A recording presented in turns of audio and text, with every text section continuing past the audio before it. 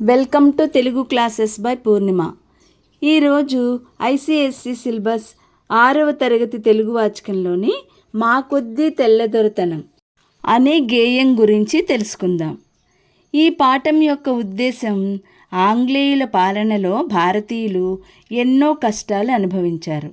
స్వేచ్ఛని, స్వతంత్రాన్ని కోల్పోయారు. స్వాతంత్రం కోసం ఆనాటి ప్రజలు ఆంగ్లేయుల పాలనకు వ్యతిరేకంగా చేసిన ఉద్యమం ఈ గేయంలో ఉంది. ఈ గేయం రచించిన కవి గరిమెళ్ళ సత్యనారాయణ గారు.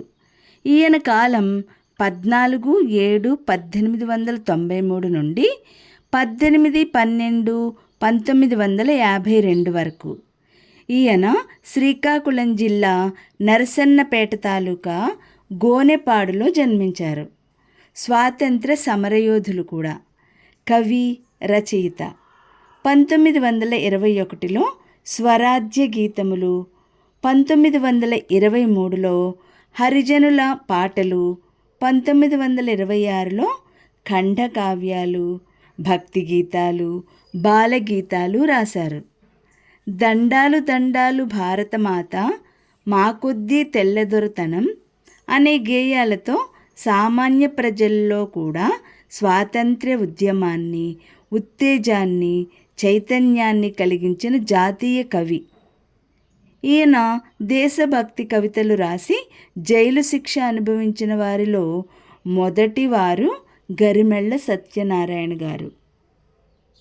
గేయంలో ముందుగా మా కొద్దీ తెల్లదొరతనము, దేవా మా కొద్దీ తెల్లదొరతనము, మా ప్రాణాలపై పొంచి మానాలు హరించే మా కొద్దీ తెల్లదొరతనము, 12 దేశాలు పండుచున్నా గాని పట్టెడన్నమే లోపమండి, ఉప్పు ముట్టుకుంటే దోషమండి, నోట మట్టి కొట్టిపోతాడండి, అయ్యో కుక్కలతో పోరాడి కూడు తినమంటాడు మా కొద్దీ తెల్లదొరతనము, దేవా మా కొద్దీ తెల్లదొరతనము, ధనము కోసము వాడు దారి చేసుకొని కళ్ళు సారాయమ్ముతాడు, మాదు మూటా ముల్లెలు దోచినాడు,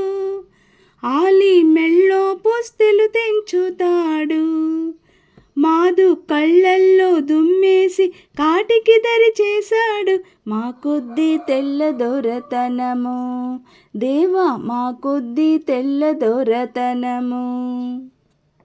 గాంధీ టోపీ పెట్టి పాఠశాలకు బోవ రావద్దు రావద్దంటాడు, రాట్నం బడిలో పెట్టవద్దంటాడు, టోపీ తీసి వీపులు బాదుతాడు, అయ్యో రాజద్రోహమంతా రాట్నంలో ఉన్నదంట మా కొద్దీ తెల్లదొరతనము, దేవా మా కొద్దీ తెల్లదొరతనము.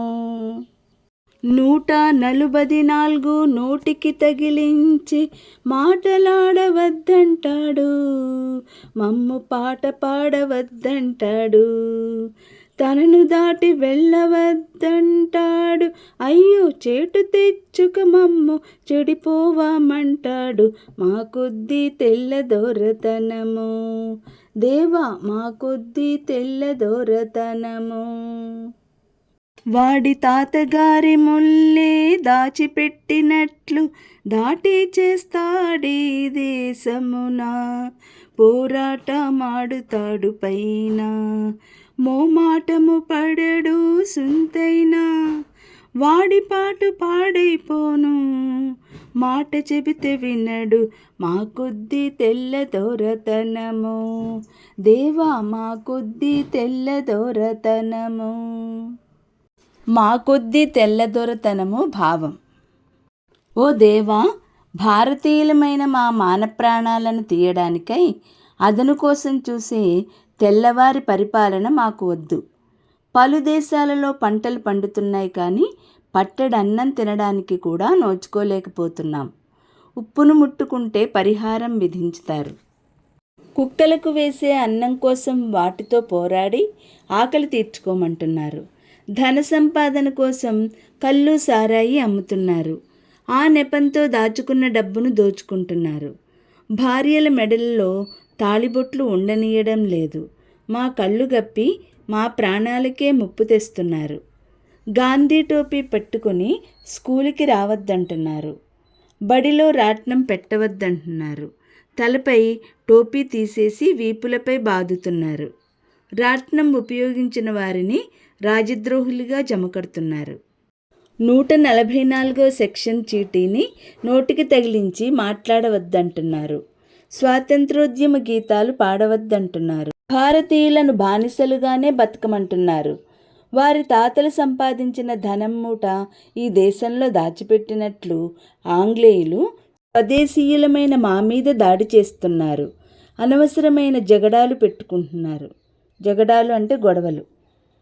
మా మాట వినకుండా ఏకపక్షంగా పరిపాలించే వీరి అఘాయిత్యాలు ఆగిపోవాలి అని భావం.